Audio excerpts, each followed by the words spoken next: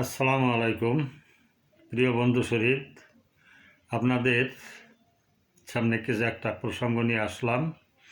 আমি ঠিক ধর্মীয় বিতর্কে যেতে চাচ্ছি না, আমি এর ঐতিহাসিক গুরুত্বের দিকে দৃষ্টি দেব বেশি।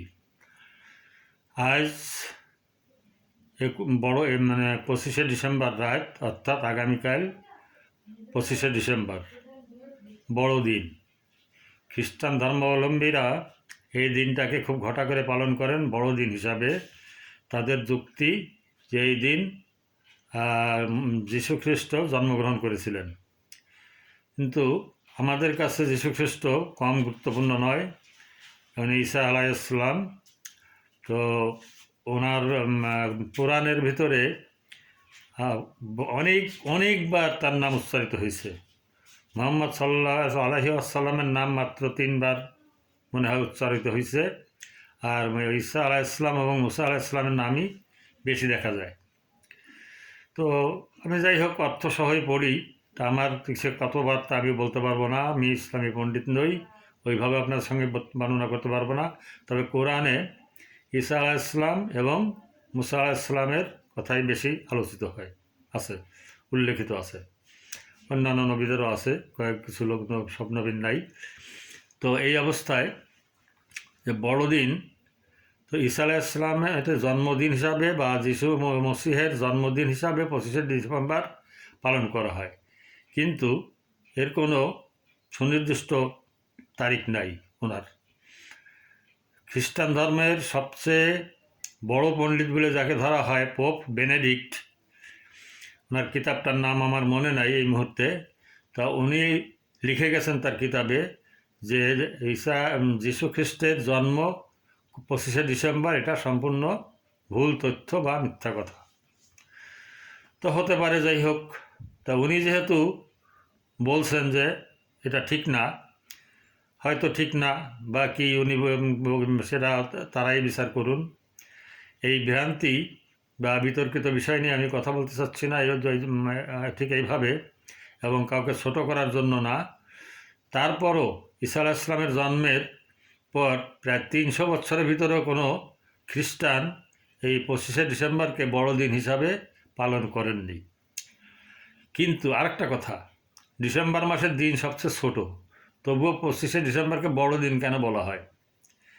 ব্রিটিশ শাসনামলে, তখন তো আমরা খ্রিস্টান শাসনে ছিলাম, হিন্দিতে বড়া দিন বলা হতো, অর্থাৎ খুব গুরুত্বপূর্ণ দিন।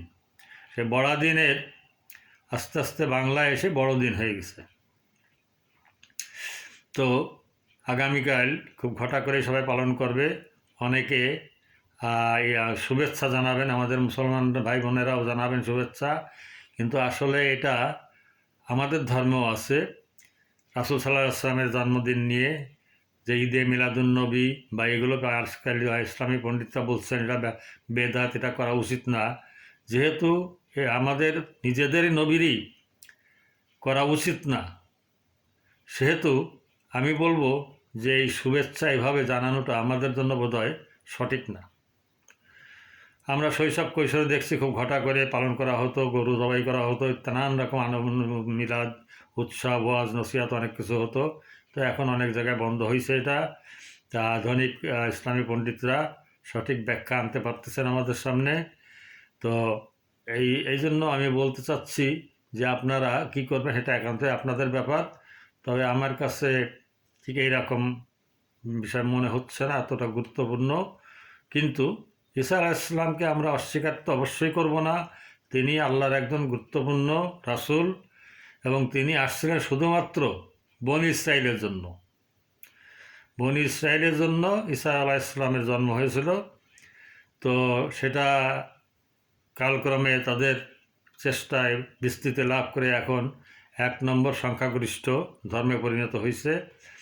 কিন্তু স্বয়ং সেই ইহুদিরাই সঠিকভাবে তাকে মানেন না বা পালন করেন না। তারা তাদের জাতীয় নাম সেই ইয়াহুদা নাম, ইহুদি, ঈসা আলাইহিসসালামের পূর্বপুরুষ,